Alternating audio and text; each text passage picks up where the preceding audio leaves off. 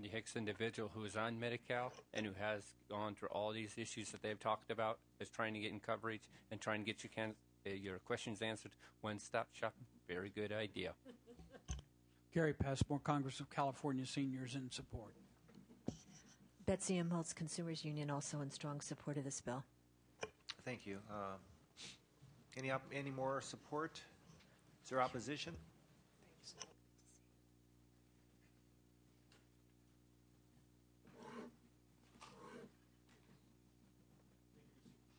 Thank you, Mr. Chair and members. Nick Luizos on behalf of the California Association of Health Plans in respectful opposition to Assembly Bill 922. Let me start off by saying that we don't take issue with the core intent of the bill, which is to try and establish more uniformity and clarity for consumers. Our problem is that the way the bill is calibrated, it will lead to the exact opposite result, which is more consumer confusion and cost to the system. And the bill achieves this by creating an additional consumer assistant entity that layers on top of those that exist already under the Department of Managed Healthcare, the Department of Insurance, the Department of Healthcare Services, and others, and including the exchange when it's fully operational. And one need to only zero in on a couple of provisions of the bill to see how the new government entity replicates existing functions. One subdivision of the bill states that the new office of the patient advocate will need to develop protocols and procedures for the resolution of consumer complaints with regard to seven separate governmental entities, which aren't going away. So this isn't really about one-stop shopping. The HMO Help Center, by extension, is one of those entities, and the Help Center already is required to assist consumers by accepting complaints and grievances related to referrals, treatments, appointments, and discharges, among other things. And it has its own protocols to serve its purpose. The new OPA created by this bill, Office of Patient Advocate, seeks to involve itself in the very exact same issues. The OPA is also proposed to establish protocols for the exchange. It's one of the list of entities in the bill that's listed. And, we would just simply have to point out that the exchange bill that was passed last year contains a provision in it which would require the exchange through its contractees or contractors to provide referrals to any applicable office of the Health Insurance Commissioner per the federal law or any other appropriate state agency or agencies for grievance and complaint-related issues. So the exchange itself may envision itself as the entity most capable of doing this as an important component and player in the market in 2014. Additionally, we have to point out that consumers are currently well notified of their opportunity and their right to contact the Department of Managed Healthcare and the HMO Help Center for assistance. This is a matter of current law. The Help Center number, the 800 number, by law is posted on numerous disclosure and other important pieces of information that enrollees receive from their health plans. Finally, there will be ongoing cost pressures to fund this new entity, which will be funded by our plans through regulatory fees and, by extension, our consumers for a purpose that we have questions and serious reservations about. So bottom line, if the argument is that the current state of consumer affairs is fragmented, then we fail to see how one more 800 number and one more government entity is going to make things more understandable for consumers or allow them to focus on the opportunities that they have with respect to consumer complaint processes that are available to them now. So for those reasons, we're opposed to the bill. Thank you. Thank you. Next. Stephanie Watkins on behalf of the Association of California Life and Health Insurance Companies. We too are opposed to the measure and feel that it's duplicative. In order to spare time, I'll just go into our plans are regulated by CDI. And as many of you know, CDI's Consumer Service Division responds to healthcare insurance-related matters, including responding to complaints, advising and assisting consumers with the filing of appeals, receiving and investigating complaints, and seeking relief for claimants for insurers. Additionally, CDI manages the Independent Medical Review Program, which deals with insureds when a claim is denied in whole or in part. During these difficult budget times, it makes little sense to us to create a large and new duplicative entity within the state government, especially when those services are likely to be contracted out to community-based organizations to provide, adding additional level of unknown as to the structure and continuity of these services. Finally, we also believe that OPA lacks experience or historical knowledge to answer the insurance-related questions and does not have the consumer call center availability to handle the volume of constituent calls. It would be a large undertaking and a huge expansion to create that system, and for those reasons, we're opposed to the measure. Thank you. Is there any questions from any of the members? Anyone else in opposition? I want to thank the Assembly member for bringing this forward. I know when we had breakfast not too long ago, this was one of your highest priorities, and I commend you. It's a great bill. I will be supporting it. Do I have a motion to move the bill? Do I have a motion? We have a motion by Senator Woke. Please close. Thank you, Dr. Chair. In the interest of time, I just want to briefly comment on some of the concerns raised by opponents. What we seek to do is establish a hub. There's some existing spokes, but some of the functions described by the opponents of some existing complaint and grievance lines are not going to be effective helping people access the exchange or understand what options might be available to them. We're confident that we can continue to make sure as this bill moves forward that it creates efficiency, not duplication, and first and foremost, protection for consumer patients, and particularly for a new generation or a new wave of folks who don't know what they're entitled to and how to get there. So with that, I respectfully ask your aye vote, and thank you for this opportunity. Thank you, Assemblymember Monning. This is due pass to appropriations, AB 922. Secretary, call the roll. Senator Hernandez. Aye. Hernandez, aye. Strickland. Strickland, no. Alquist. Alquist, aye. Anderson. Anderson, no. Blakesley. DeLeon. DeSaulnier. Rubio. Wolk. Wolk, aye. 3-2. That has 3-2. We'll put that bill on call. When the absent members return, we will lift the call. I believe you have one more bill. Item number 13, AB 1083, healthcare coverage. Yes, thank you, Mr. Chair, members. AB 1083 amends California law regarding small employer coverage, known as small group coverage. Like several dozen other states, California reformed its small group law in the mid-1990s to require guaranteed issue, guaranteed renewability, and to limit rating based on health status to plus or minus 10%. This is particularly important to small employers and small businesses. In 2014, federal health reform requires us to make further changes, eliminating any rating based on health status and changing the size of employers that are covered, the number of employees per employer. My bill generally makes conforming changes to California law to incorporate aspects of federal reform law. AB 1083 does the following to conform to federal law: eliminates rating based on health status or risk factors, expands the size of employers covered from 2 to 50 employees to include the self-employed. In 2016, expands the size of employer-employee ratio covered to be 1 to 100 employees, limit age rating to a 3-to-1 ratio consistent with federal law, and maintain guaranteed renewal and guaranteed issue as provided in California law and is required by federal law. AB 1083 has some differences from federal law. It does not include wellness incentives or rating based on tobacco for several reasons. First, the federal law would allow greater variation on these factors than existing California law, and there are different views on how to best implement these provisions using scientific-based evidence. We've chosen not to address that issue in this bill. It allows rates to be changed once a year rather than every 6 months.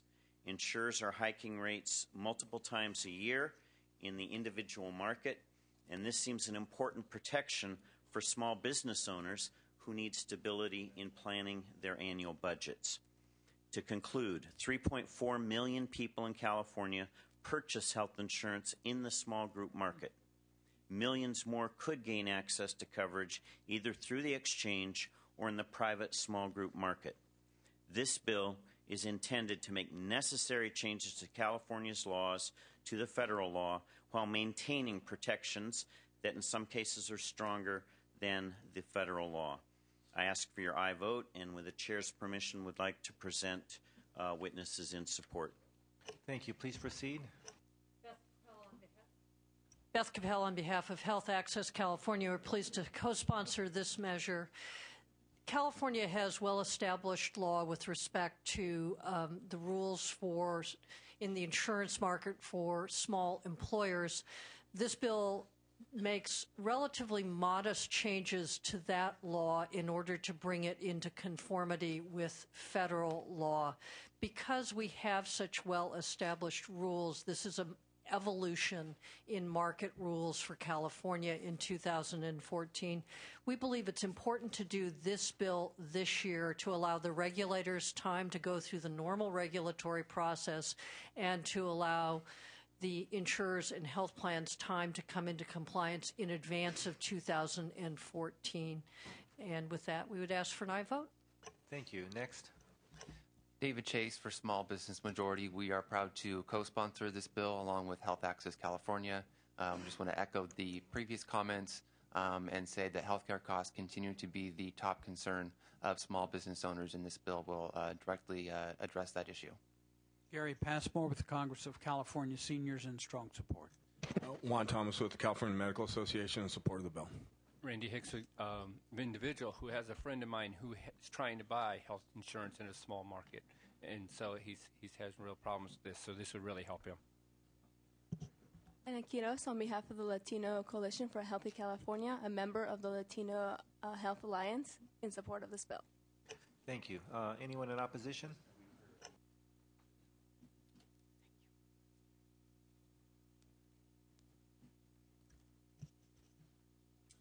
Thank you, Mr. Chair and members. Nick Luizos on behalf of the California Association of Health Plans. I'll be mercifully brief on an 80-plus page bill. We're opposed unless amended on the bill. The committee's heard our message on ACA conformity bills. Our members are working hard to implement the new federal law. We anticipate that it will be implemented, notwithstanding whatever's happening in the courts and whatever happens at the congressional or federal level. Our concern with this bill and with other ACA conformity bills is that what we want to see is strict conformance to the federal law. We like the language to match, and one of the things that we prefer in these types of bills is tie back or reference back language to the ACA. We want to thank the author. We've opened up a conversation with his staff. We as an industry are looking at this bill, which is quite large, and we're working on an approach. We'd like to continue that conversation with the author. At this time, we are opposed to the bill because we don't believe that it is ironclad. And it's important with respect to this bill because it imports ACA market provisions of the federal law into state law. And while we don't anticipate anything happening to the ACA, should something happen, having California implement the reform on its own without the protection of the larger law could lead to market dysfunction. So thank you.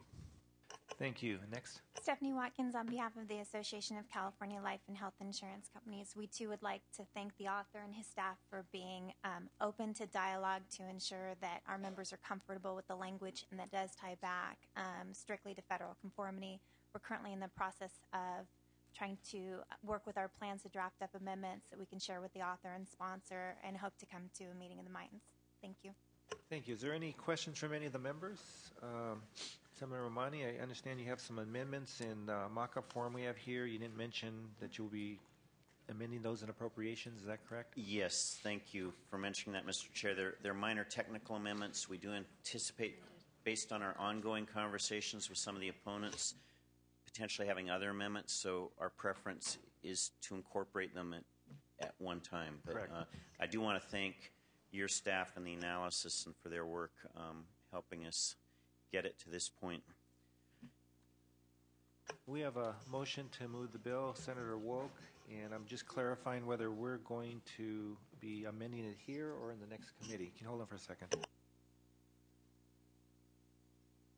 We'll do it in appropriate. So next committee will be due pass to appropriations, which you will amend them at that point. Yes, that's our preference. So as I mentioned, if we have other amendments based on conversation with opposition, we can do it and one the time. chair recommends an aye vote. Due pass appropriations. Secretary, call the roll. Senator Hernandez. Aye. Hernandez, aye. Strickland. Strickland, no. Alquist. Anderson. Anderson, no. Blakesley. DeLeon. DeSaulnier. Rubio. Wolk. Wolk, aye. We have 2-2. We'll place the measure on call. And Assemblymember Rahmani, thank you and have a great Thank you, evening. Mr. Chair. Again, I want to thank your staff and thank the members. I know it's been a long afternoon, so thank you very much. And I believe we're to our last bill, item number 16, AB 1382, Assemblymember Hernandez, HIV counselors. As we're approaching the final bill, if we can have the sergeants call all the members, and we'll be lifting the calls shortly after this last bill. And my understanding, let me check real quick. There's no opposition to the bill, my understanding. And it's going to be due pass as amended appropriations, and the amendments clarify that patient be informed that the preliminary results of the HCV test is indicated of the likelihood of HCV exposure. Is that correct? Yes. Please proceed, Assembly Member. Good afternoon, Mr. Chair and members. Today I present AB 1382, a bill sponsored by the California Department of Public Health. I thank you, Chair, and your committee consultants for working with me and my staff. I accept the committee's proposed amendments. Assembly Bill 1382 addresses the staggering HIV and hepatitis C virus co-infection rates that exist in California by allowing trained Office of AIDS counselors to administer rapid Hep C tests. Members, many Californians around us are living their lives not knowing that they are either HIV and or Hep C virus positive. Many Californians are unaware and go undiagnosed for either the HIV or the Hep C virus infections. Currently, 30% of patients who are HIV positive are also commonly co-infected with the hepatitis C virus. This is an important public health concern, as those who are unaware of their infection risk passing the virus on to others. Move the bill. We have a motion to move the bill. I appreciate that. Thank you. Please proceed. Would you please state your name and your position?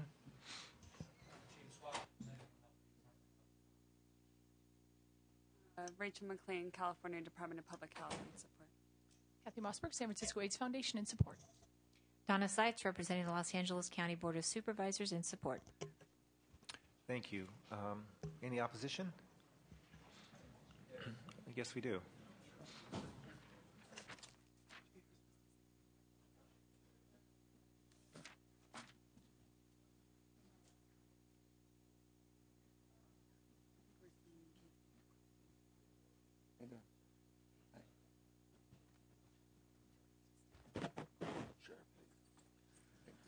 Thank you. Please proceed. Just state your name and your position. My name's Larry Galindo. I'm here to say, first of all, I'm not here in the spirit of opposition to the bill. I believe that it's a necessary bill. We would just like the information that the people being tested be correct and factual, because 1 out of 4 people statistically that are tested positive for hepatitis C will not actually have virus. Their own immune system clears the virus. So we'd like to make sure that the test results are accurately conveyed to the person that's being tested. Thank you. Thank you. And next. Orlando Chavez, Berkeley Free Clinic Hepatitis Coordinator. We have 2 simple amendments that we would like to propose to the bill. Number 1, that appropriate referral after preliminary positive tests for HCV be done, and 2, that curriculum development to better prepare HIV counselors to work with patients with a preliminary positive antibody test for HCV be done.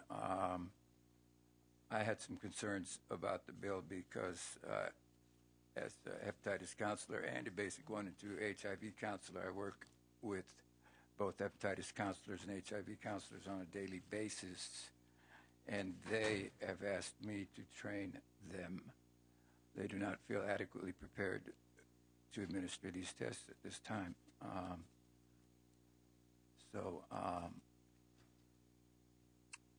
I think the amendments are simple, and we really would like to.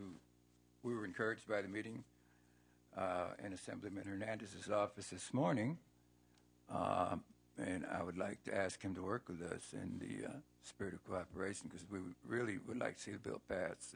We're not here to be oppositional. We want to improve the bill. I think if it's worth doing, that it's worth doing right.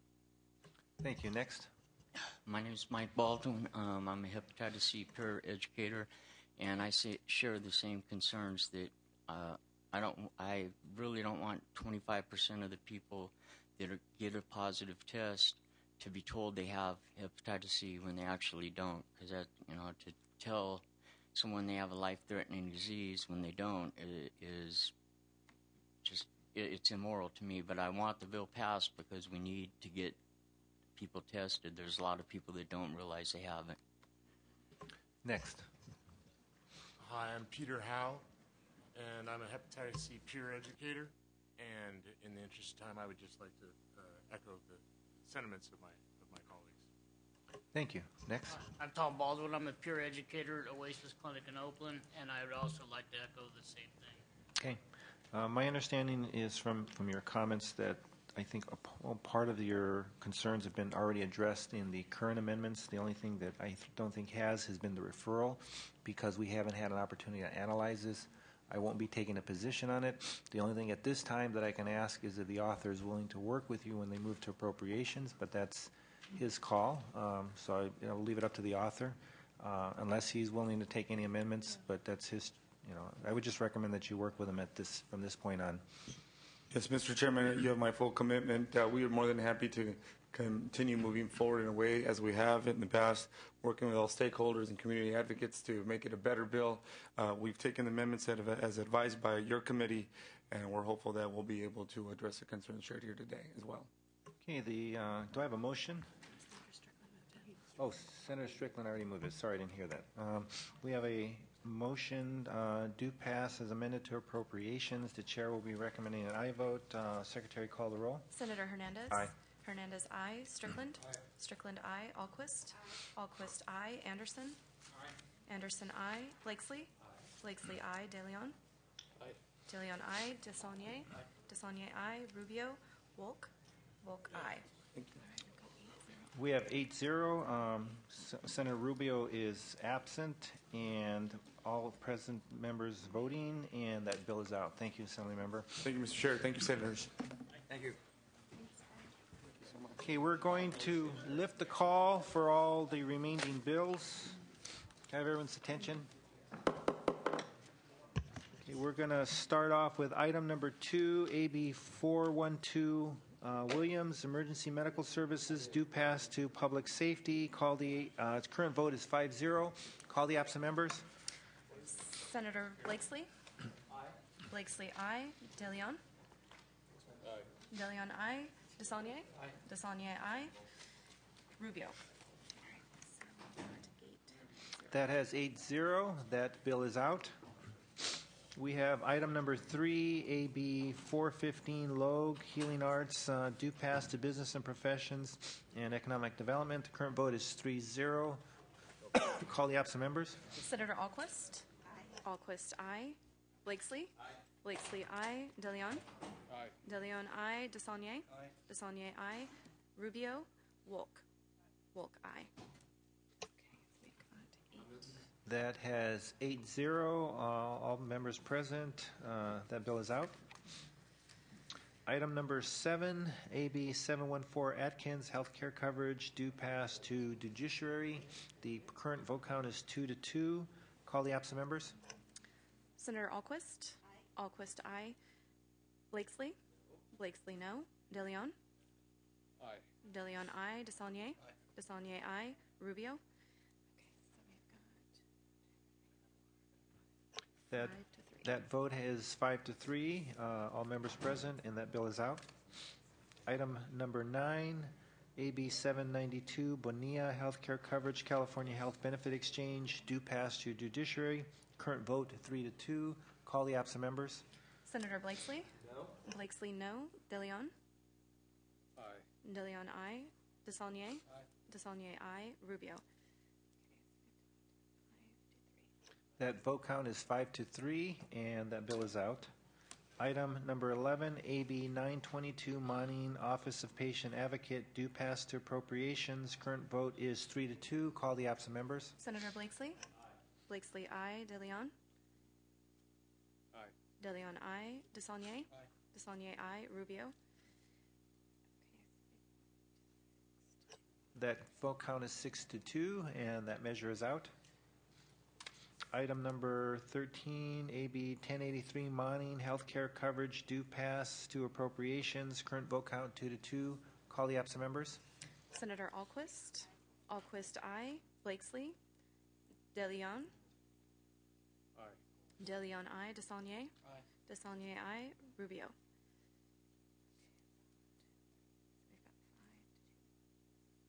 That vote count is 5-2, and all members present. That bill is out. Item number 14, AB 1245, Williams Emergency Medical Services, due pass as amended to appropriations. Current vote count 4-0. Call the absent members. Senator Blakesley? Aye. Blakesley, aye. De Leon? Aye. De Leon, aye. DeSaulnier? Aye. DeSaulnier, aye. Rubio? Wolk? That vote count is 7-0, and that bill is out. I'd like to thank the staff and the members for having this long hearing. Thank you very much, and just a few. Anyway, and that concludes the business of the Senate Health. The meeting will be adjourned.